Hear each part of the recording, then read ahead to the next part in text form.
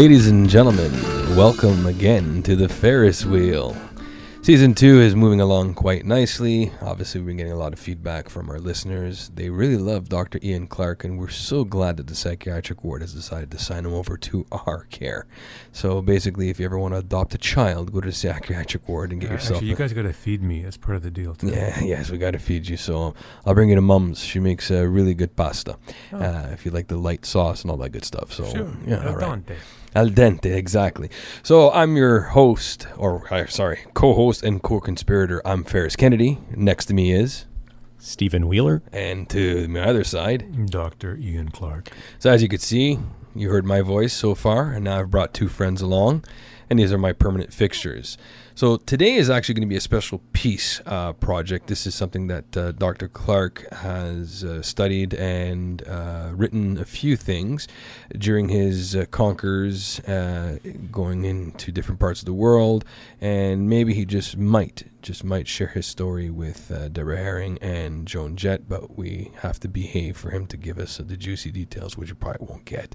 So what we're going to talk about today is something that's sometimes a little bit sad, because sometimes these artists leave us a little too soon.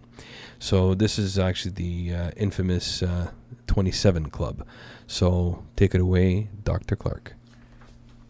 Dear listeners, the 27 Club is something you don't even want to get close to. It is a club from which there is no escape. It is a dark and dreary place. The 27 Club is kind of the Bermuda Triangle for rock musicians. It is fabled. And sure, it doesn't have a scientific basis, but it is spooky, and there really is a kind of a triangle parameter that hangs around these poor rock stars that passed through 27. It was known primarily for the three J's, Jimi Hendrix, Jim Morrison, Janis Joplin, who all died at age 27. The first one to go, really, I guess, would be Brian Jones, the Rolling Stones. Died in 69, I think. He was of the 27. And then you get guys like Pete Ham from Badfinger, Pigpen from Grateful Dead, Alan Wilson from Canned Heat, Robert Johnson, King of the Blues, 27 years old, Graham Parsons, almost 27, Otis Redding, almost 27, Nick Drake. Now, by the way, I did a bit of research. The average age for a musician's death is 56 years old. I don't know. See, these guys live hard, and it does catch up to them. The 27 Club, though, does have kind of a morbid importance. What I'm going to read as a special treat, probably to myself, something I wrote many years ago about the 27 Club. If you bear with me, it's called The Persistence of Fate, Jim Morrison and the 27 Club. And it opens with a poem by Jim Morrison. After 4 years, I'm left with the mind like a fuzzy hammer, regret for wasted nights and wasted years. I pissed it all away. American music, end with fond goodbye and plan for future. Not an actor, writer, filmmaker. Which of myself will be remembered? Goodbye, America, I love you. Money from home, good luck. Stay out of trouble. That was Jim Morrison not long before he died. What I'm about to recite to you is actually a true story, and nothing fictional about it. And it illustrates kind of the, the ambience of the 27 Club. Here we go. Looking back on the day, September 13th, 1969, a friend of mine, George, can recall exactly where he was. I had a job, he said, to look after Jim Morrison, the singer for The Doors, and it was frickin' horrible. That's the day of the Toronto Rock and Roll Revival, a 13-hour concert at the University of Toronto's Varsity Stadium. Although John Lennon showed up, The Doors headlined. Think about that one. George was attending the University of Toronto at the time. To make some money, signed on as an event organizer. Somehow he became a reluctant member of a small group waiting at the airport for The Doors to show up and escort them to the stadium. he'd been told to stay close to Jim Morrison, as it was rumored he was an alcoholic. George said, I think he was already drunk when they landed, or just acting weird. Regardless, he was a difficult guy to be around, and I knew it was going to be a tough night because The Doors was on last. I asked him if he regards his time with Morrison as important, given that Morrison has become a cultural icon, one of the great young gods like Jimmy Dean and Marilyn Monroe. Not at all, George says. I never liked The Doors. I still don't. Their organ reminds me of a cheap bar mitzvah quartet. Poor George, it's hard to police. I wanted to see Chuck Berry and Little Richard and John Lennon, but I had to hang out with Morrison, so I kind of missed the whole thing. George is careful to add that as the Doors' performance grew closer, Morrison began to settle down and in fact was quite sober, if not catatonic, as the band hit the boards. There was something about his eyes that wasn't quite right, George adds, as an afterthought, stepping into a sedan this bright Sunday morning on his way to a golf course. I think the wrong kind of people were at home. Anyway, that was about 40 years ago or more. It's important to remember how young all those people acted. Morrison was about 25 years old, but he seemed much younger than me, and I was 19. Just think about that. And then he's off to the Emerald Isle Country Club. So I think about that. Maybe George is onto something about reckless youth, something about certain people who flame bright with life because they're burning at over 3 times the rate that the rest of us are. An aunt of mine knew Jimi Hendrix, and she said that even though he seemed okay, quote, dressed a little wild, unquote, you got the sense that he didn't belong anywhere. It was just a sense.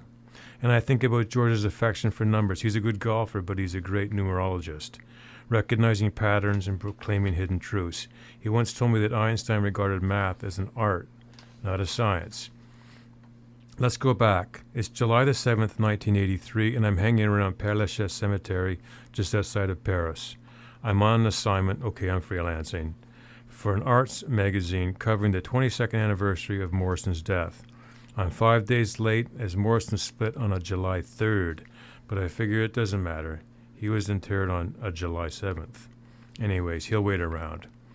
He lays about 10 meters from where I sip coffee and pretend to adjust my camera, but really study a clump of hippies nested by the grave, wrapped in blankets and sweaters, swaying to an inexorable, grating interpretation of People Are Strange, provided by a thin, blonde man who, judging by his accent, is of Swedish descent.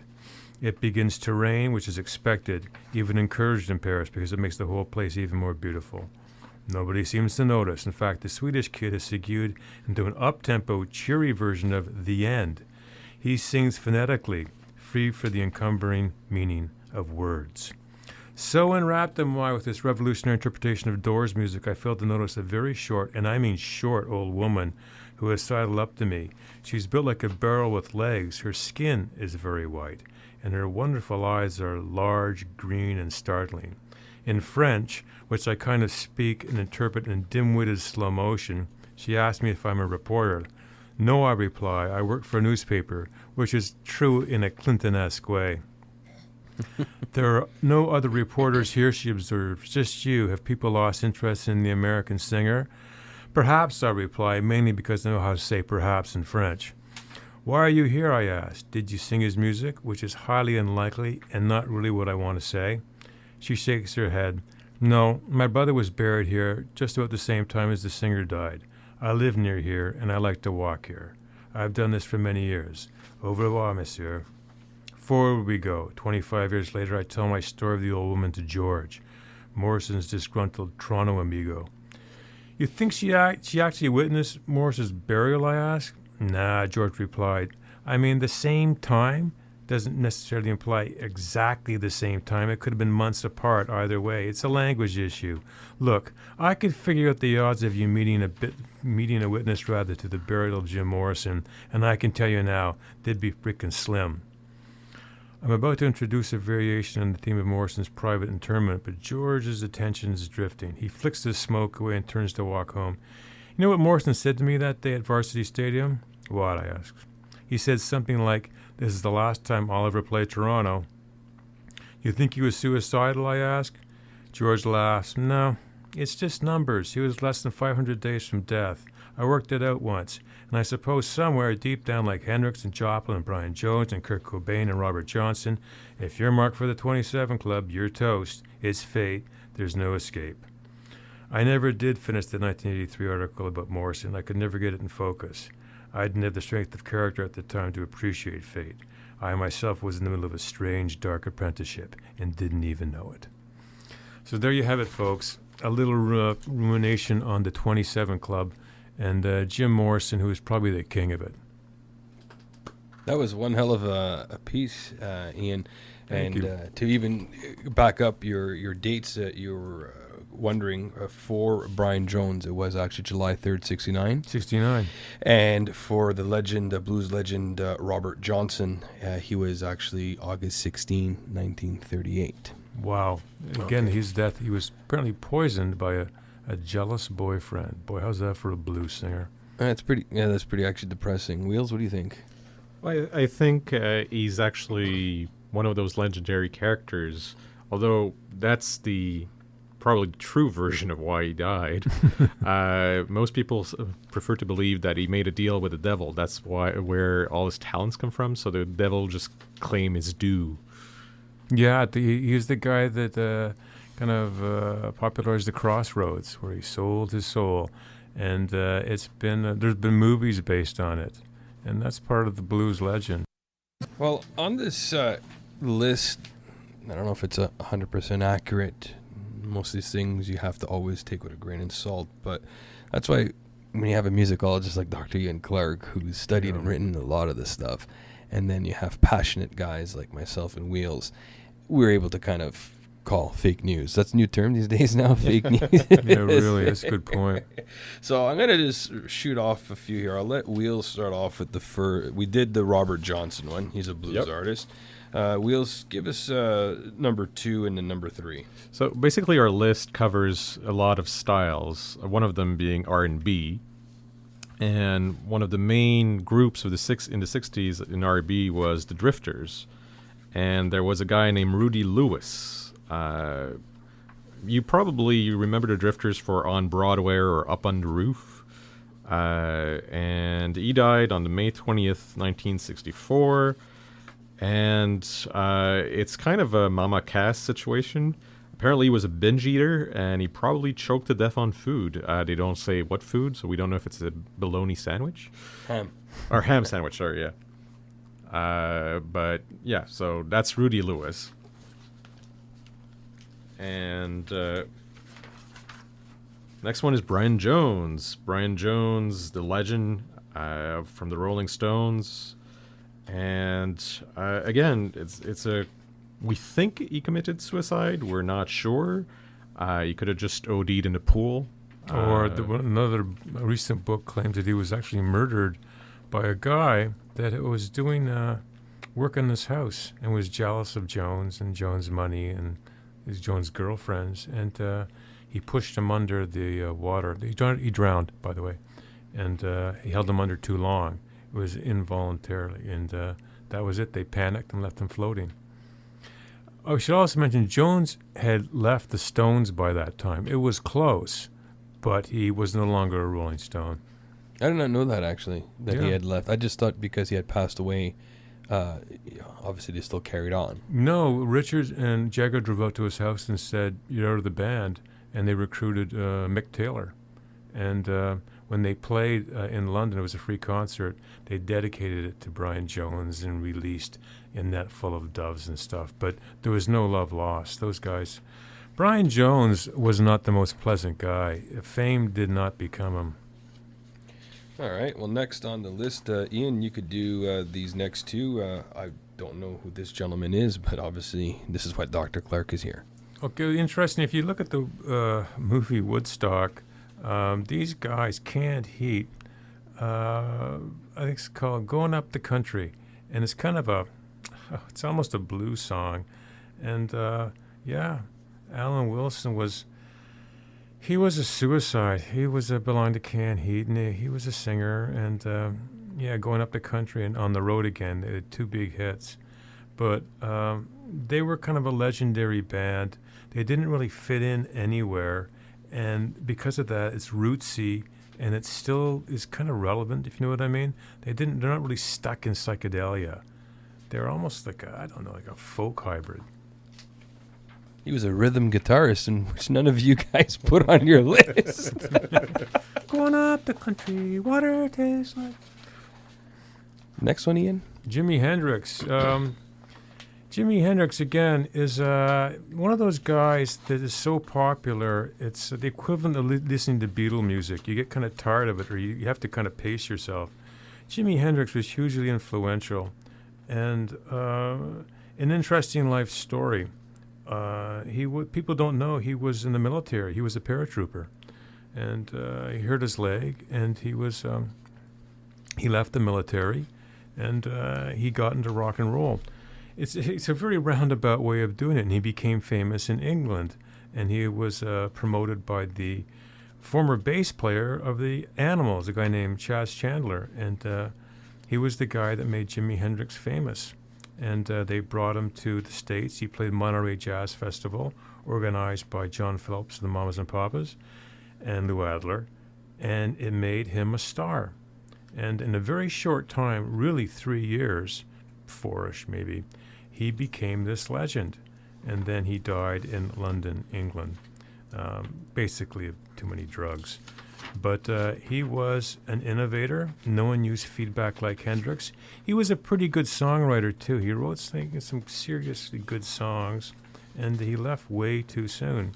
Bit of trivia, he was arrested at Pearson International Airport in Toronto for possession of drugs, a charge that he beat, as Keith Richards would in 1977, I believe. So they had to watch their Pearson passport office. But yeah, Jimi Hendrix cannot be discussed too much. Was it last year that another Hendrix album came out? I think it's called Valleys of Neptune. Mm-hmm. And it's actually a good album. Usually these posthumous albums are grim. This album works. There's some good stuff on there. I don't know how much is left in the vault, but Jimi Hendrix can't be discussed too much in rock and roll. So next one is Janis Joplin, and she's like Hendrix. She's one of those names that you automatically associate with the infamous 27 Club. And she was a member of Big Brother and the Holding Company. So those of you who still go to music stores nowadays, usually when you have the vinyl revival wall, it's the one with the Robert Crumb comics. And actually, it's most of the hits you associate with Joplin are on that album. And like Hendrix, she blew people's mind at Monterey in '67. She sang things like Down on Me, Ball and Chain, and things got a little iffy with her buddies from Big Brother, and so she left. She created 2 more bands, and she even gave up on drugs for a while, except for alcohol, because she was a big drinker. And things were getting a little better, actually, in her life. She was preparing the release of Pearl, and she, for some strange reason, felt the need, and it wasn't the need for speed, it was a need for heroin, and she got a rather potent batch of it, and she died of an overdose on October 4th, 1970, and she actually, people say she's the inspiration for the movie The Rose with Bette Midler, except, well, Joplin was no pop singer. She was, what would you call her, actually, Ian? I'd call her blues. Yeah, so blues on heroin kind of thing. Yeah, that's a good way of putting it. Yeah, she was an interesting cat. She was brought up from Texas by a guy named Chet Helms, who ran the Avalon Ballroom in San Francisco, and Bill Graham ran the other venue, and he brought her up from Texas, really, and she became an unlikely star because she isn't what you might have. There isn't a physicality to her, if you know what I mean, in terms of. Yeah, she didn't make it on her looks, to put it harshly. Yeah, there was a bio a while back, and they said she was named in her yearbook either the most ugly woman or the best looking guy at her school or something. I know, like that. She had a harsh time, Janis Joplin, and it's incredible that she made it. One of those strange versions, incidents though, where she did a cover of Chris Christopherson's "Me and Bobby McGee," and I think it's better than Chris Christopherson's. She hit it out of the park, you know, and that was so long ago. I mean, when you think about these people, she died almost 50 years ago, and it's just incredible, and it's still relevant. You can still listen to Janis Joplin. It's been that long, eh? Close to 50 years. I think so. Yeah, it's really incredible. Yeah. Next one, Wheels. So the next one, I'm not exactly sure how to pronounce it. It's Arlister Dyke Christian. And he was a member of a soul and funk band in 66 called Dyke and the Blazers. And basically he played bass, but he was mostly known as their lead singer. And they had a single named Funky Broadway, which he wrote. And it was a big hit, but not for them. It was a big hit for Wilson Pickett in 67. Great song. And the Blazers, which changed personnel a number of times over the years, disbanded on March 13, 1971. And Arlister was shot and killed on the street of Phoenix, Arizona. So in this case, it's not ODing and it's not a suicide. So it's kind of it illustrates your point, Ian, that if your number's up, your number's up. I think, the wheel is always spinning, and this poor guy was taken out, you know. Next one there, Ian. Those two, I think that's right down your alley. Jim Morrison. We've spoken about Jim Morrison. Okay. The circumstances of Morrison's death kind of fit his personality. There was a kind of almost a holistic approach to it. He was died in Paris, apparently of a heart attack promoted by a drug overdose. Jim Morrison had rheumatic fever when he was young, and rheumatic fever can damage the heart. He is also, they believe, had some level of emphysema. And his girlfriend, apparently Pam Corson, supplied him with drugs on the evening of his death, and it was just too much. And she put him in a bathtub, which they often do with people that are starting to OD, to kind of cool him off. And then she blacked out. Then Morrison had a heart attack, and he died. And he was buried without an autopsy and in Père Lachaise Cemetery. And no one saw the body, which promoted for years and years the fact that, or the supposition that he lived somewhere. He was living somewhere, and he just wanted to get out of the rock and roll game. Now, to add one more angle to it, they believe Morrison was going to leave the Doors anyway. That's not something that the remaining three Doors ever spoke about. But without Morrison, they did go on to make two more albums, which really don't belong in the pantheon of Doors albums. So you realize that Morrison was the foundation of the Doors, and he couldn't write a note, and he couldn't play an instrument. There you go. He would just hum the melodies, and the rest of the guys would put it down and orchestrate it. Next one, Ian. Yeah, Pigpen, Ron McKernan. Now, Pigpen, all right, if you know anything about the Grateful Dead, they weren't a band that was kind of into wholesome living. And he was a real drinker, and he died in 73. Again, at 27 years old, and it wasn't really a surprise to anyone. I'm reading a note here. According to Grace Slick, of course, of the Jefferson Airplane, he introduced Janis Joplin, rather, to Southern Comfort. Janis Joplin, there's lots of photographs of Janis Joplin wolfing down Southern Comfort. She was a huge Southern Comfort drinker. And this guy was a Partius Maximus, and he paid the price. He had a stomach hemorrhage, which is outrageous at age 27, but he was really a heavy drinker. Next one on the list, Peter Ham, guitarist and songwriter for Badfinger, early 70s rock group that some people call the New Beatles. Probably Badfinger's first hit was Come and Get It, and surprisingly enough, it was written by Paul McCartney. In your personal view, Ian, do you think that band was really the New Beatles? Yeah, it was a real... Okay, this band, Badfinger, was kind of had a troubled beginning. They were on Apple Records, one of the first big kind of launches off the Beatles' Apple Records. And, McCartney gave them their first hit, In fact, McCartney released the demo like 30, 40 years later, which is kind of an odd thing to do, but on which he's playing all the instruments. But this band had a kind of a cloud over it, and I believe another member, Ham committed suicide. Yeah, he left a note to the agent, Stanley Pauly. Yeah, I guess he's blaming his agent for this. These guys are so trouble. And then another member of the group commit suicide too much later, Tom Evans. And it's just one of those bands. They'll talk about certain movies as death movies, like Valley of the Dolls or Rebel Without a Cause. Yeah, well, Badfinger does have that kind of cloud on it. It's just something about the band. And they weren't bad, but they did kind of have that Beatles mix.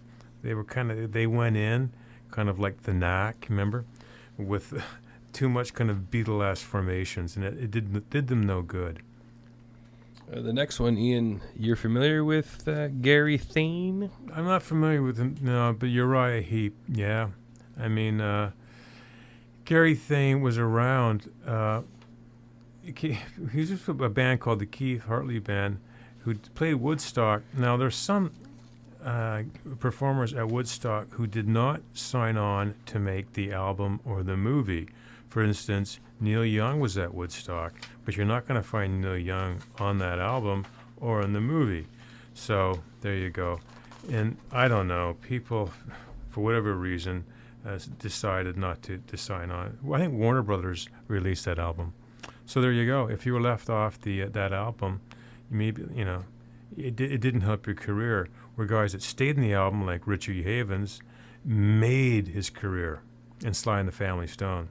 So no, I'm not familiar with Gary Thane. Wheels, the next two. Okay, so to show that the 27, the curse is not Anglo-Saxon specific, it goes international in the 80s, and one of the names on the list is Alexander Bashlakev, and he was a Russian rock guitarist and singer-songwriter, and throughout the 80s he got into a hell of a lot of trouble, mostly because you have to remember this is the USSR in the 80s. Rock and roll is seen as counter-revolutionary, so basically a big no-no. And in 85 and again in 87, he was one of those people who was responsible for bringing rock to Russia. And he played at the Leningrad Rock Festival, which basically was 600 people, which sounds really small, but you have to remember you basically risked your freedom if you went to see one of these things. So the guy, really a big risk taker, but this being the USSR in the 80s, it was very depressing, and what do a lot of these guys do when they're depressed? They drink. So basically, he drank himself to death in a really original way, because he was an original guy. He was having a pint of vodka, or 2 or 3, and he died falling off from his balcony on the 9th floor of an apartment building. Although back then they said it was a suicide. Frankly, there are easier ways than throwing yourself off the 9th floor, and more efficient and frankly quicker. So that's a mob hit. Yeah, well, probably. Well, this is probably the KGB in the 80s. Sorry, KGB hit. Although now it's more or less the same thing. So he reached the promised land on February the 17th, 1988. The next one is one of those names that is not really well known today.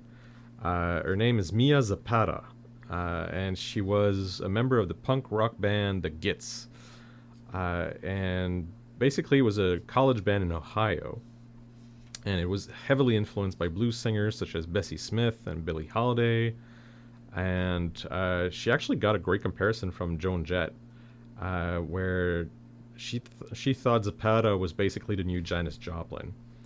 And unfortunately for them, things didn't really get rolling until 1989, when the group relocated to Seattle, Washington, where grunge was slowly gaining nationwide popularity. And the Gits' first album was Frenching the Boule, released in 1992. And the reason why you never heard of this was because basically Zapata was killed as the album was trying to find a niche. And she was found dead next to the Comet Tavern in Seattle. And this is really gruesome. Like, they found basically her body raped, badly beaten, and strangled to death. But a little CSI moment. This is one of the first cases where they used DNA evidence to find the killer. The assailant was eventually apprehended, convicted, and then sentenced to 36 years in prison. She died July 7th, 1993.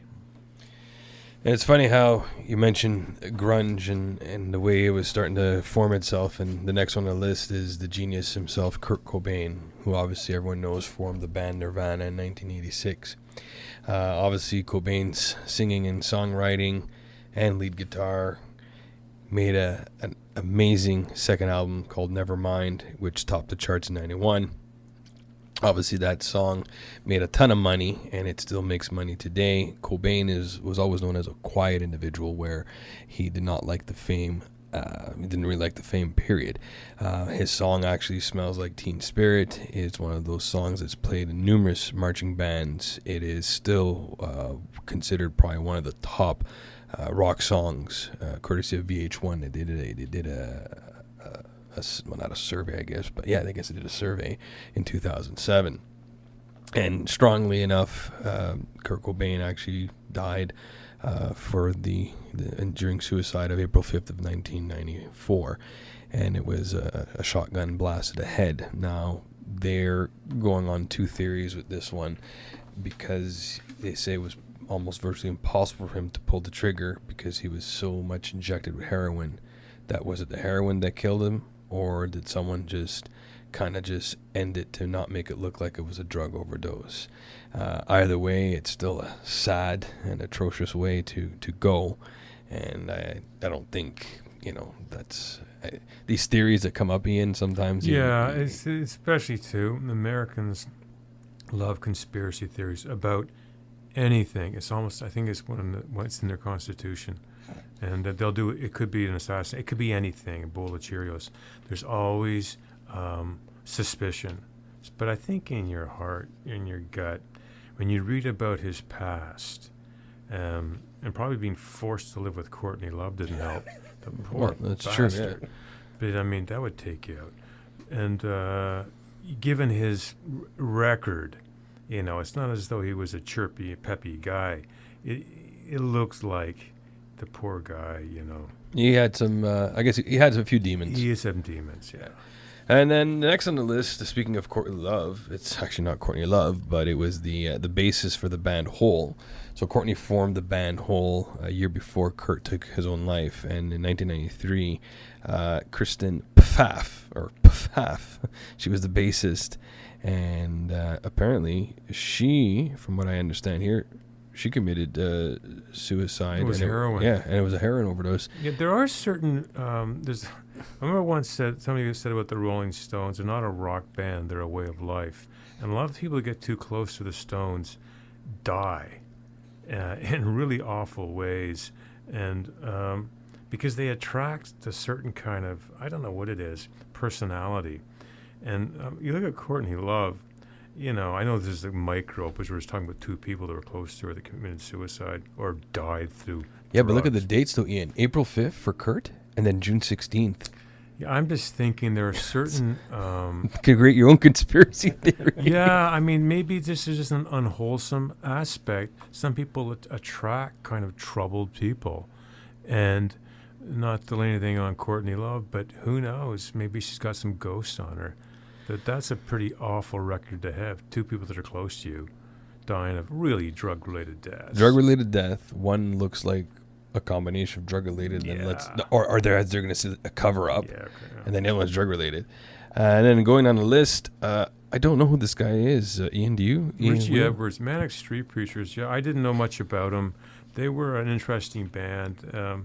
By the way, a bit of trivia. They did a great version of the theme from MASH. Unfortunately, it's called Suicide is Painless. It's a true story. They did a great version of it, though. So who knows about the way, as I said, the Wheel of Fortune's always spinning. So there you go.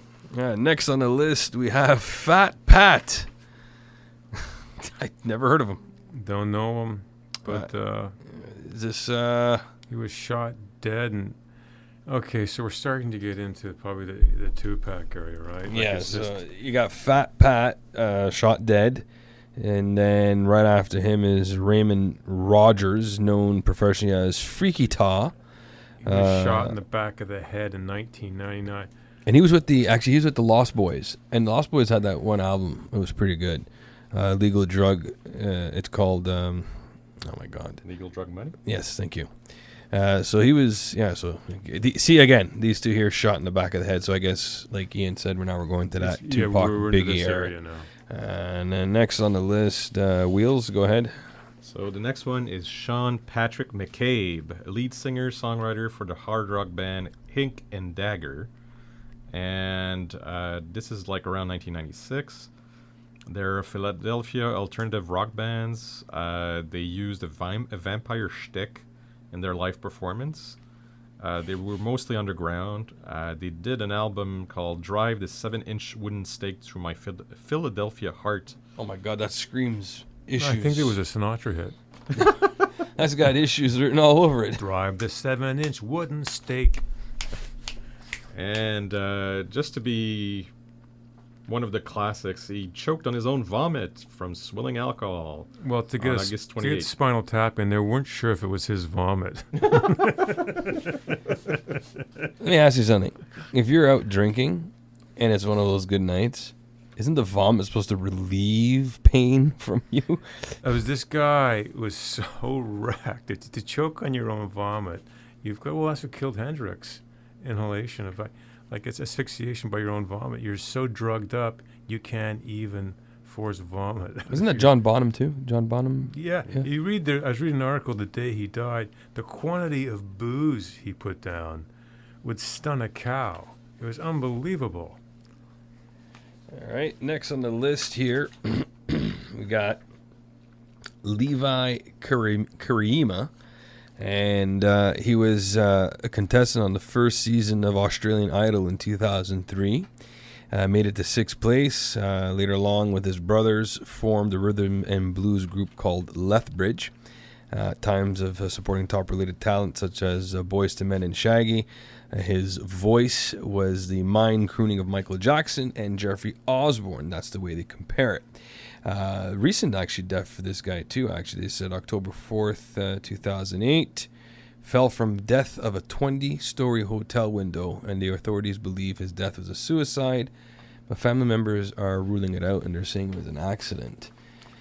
Yeah, suicides don't collect insurance money for the family. So that's why they said, oh, it was an accident. Don't know, but that's a reason.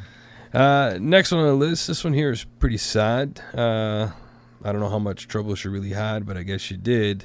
Amy Winehouse. She's known for her prowess as a party hardy lifestyle, bad behavior, mental problems. She's a pop jazz singer. She's got 5 Grammys in 2008. That was her peak year. Best song, probably Rehab. I don't know, a little surreal when you started saying that one. She was the real thing. I mean, she had a great voice and great kind of stylings to her. Yeah. But she was so troubled. There's a few documentaries made about her. Is just really, really sad. We talked about the 27 Club. Amy Winehouse kind of embodies the inevitability of the whole circumstance, of the whole 27 Club. It's like they're surrounded by that triangle, as I said, and they can't get out of it. And she did go to rehab. She did this. She got off dope for a while, the whole thing. And yet, in the end, right, it claimed her. And she had so much going for her. She would get apparently totally hammered before gigs, and it led to a lot of bad reviews because Yeah, there's videos. We're now, of course, in the era of people's videos, and there's terrible videos for trying to sing. But again, no one could help her, right? This is what happens with addiction. So, well, July 23rd, 2011, she passed away, and the coroner has said it was alcohol poisoning, 5 times the legal amount. And she was a tiny girl. She was a wisp of a girl. Yeah. That'll do 5 times. That'll do it. Yeah, that'll do it. Next on the list, Ian, do you know who this gentleman is? No, I don't, but it's, I can't really pronounce Soroush it. Farazmand. He's from, Iran, and rock guitarist in a band called the Yellow Dogs. Came to America seeking the freedom to play whatever music they wanted, which they couldn't do in Iran. Unfortunately, they came to a country with lots of freedom, including one to bear arms. Oh no, I can see where this is going to go. Oh, they were. He and his brother and bandmate were shot and killed by another Iranian musician, who was distraught after being kicked out of the Free Keys band. Okay, this is a really. Well, maybe we can do a sidebar here and talk about. There's rock and roll music, unlike, let's say, opera or symphonic music, is really kind of bar music, roadhouse music. And with that, there's a certain element of a danger. There's drinking, drugs, what have you, and jealousies and this and that. And rock and roll, from its first days, has always had that element of danger. And so if you can't kind of steer around that, you can get into bad trouble. As they say, rock and roll is 3 chords and an attitude. It's not the most complex stuff to get into. So a lot of rough and tumble guys, start out in rock and roll in bars.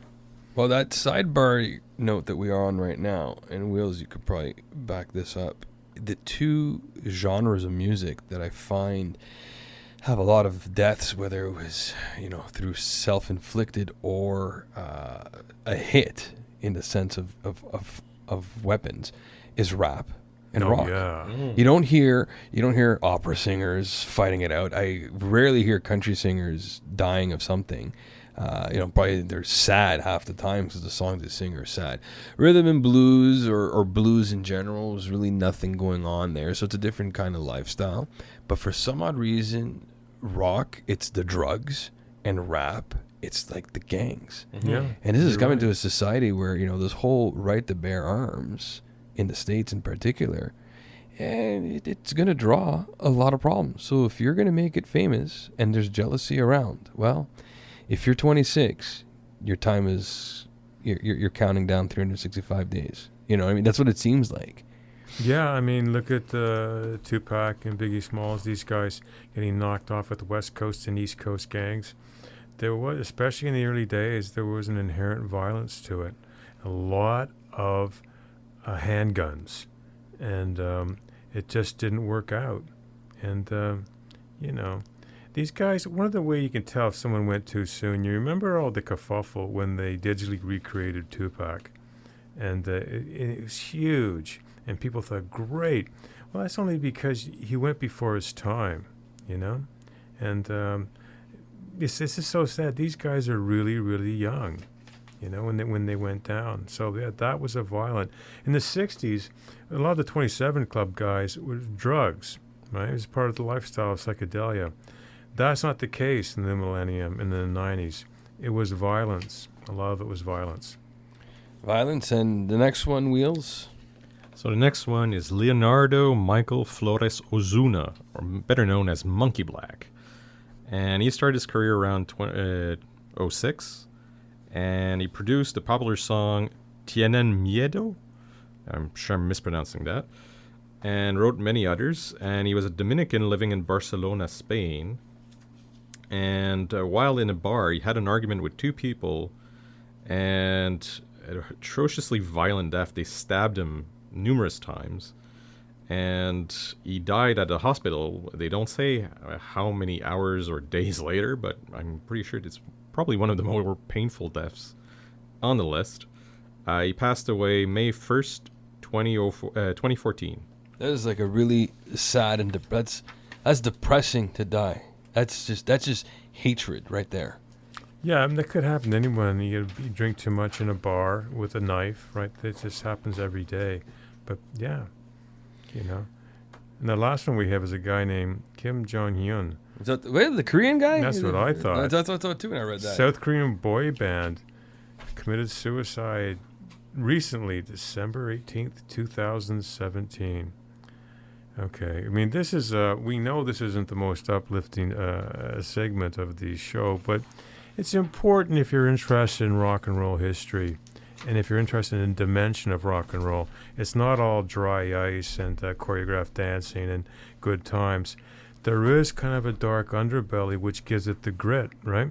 Because essentially it's sped up blues or sped up country and western. We could have talked, or rather spoken about some of the tragic deaths in country and western music, like Hank Williams, I think was 27, if I'm right on that. What a great songwriter, but there you go. You just drink too much, and near the end, it was so pitiful for people that knew him. So there is a dark side. As a kind of a macro statement, often entertainment business, and you certainly see this with Hollywood celebrities, seems to attract often a certain type, okay? So you've got people who might be susceptible or especially susceptible to drugs. And so by no means is it the norm, but it's more normal in their realm, okay? Which is why you read about it, in the magazines that way. So we just wanted to kind of bring that out as an aspect of rock and roll, which is important, And on the happy side, there are guys like Jerry Lee Lewis and just recently demised Chuck Berry, who live long, happy lives, And then there was people like Elvis Presley, who did escape the 27 Club, but had an unhappy ending too, right? Well, there was a few there that escaped. Lane Staley escaped it. Freddie Mercury, unfortunately, he escaped it and didn't last. He lasted about 20 years later. So Michael Jackson, they've escaped the 27 because he could have fell into that 27 Club very easily with the pressure. Michael Jackson it was just a miracle. He steered around it and he found a reason to keep going. Yeah, because he broke away from his father. I think that's but he was a troubled guy, right? Yeah. And it doesn't have to. As I prefaced it all, the 27 Club is kind of a convenient label for an aspect of rock music that does exist. Maybe not so much. People are dancing around now. People live more healthy lives, it seems. Everyone's exercising and this and that. But when rock and roll from about 1955 to 1975, they weren't doing that. It was pretty heavy, and a lot of people went down, and it was very sad, right? So, lessons learned. They put out some great music. Unfortunately, some of the music, like the Rolling Stones' Exile on Main Street, were made under the influence of drugs, and they're really amazing albums. So, you just can't kind of poo-poo it and say, well, it is terrible work they were doing because they're on drugs. The world's not so simple. It works in shades of gray, not black and white. And something like Exile on Main Street, which is probably pound for pound the Stones' best album, a lot of drugs were involved in that. You can hear it. But you have great songs. So there you go.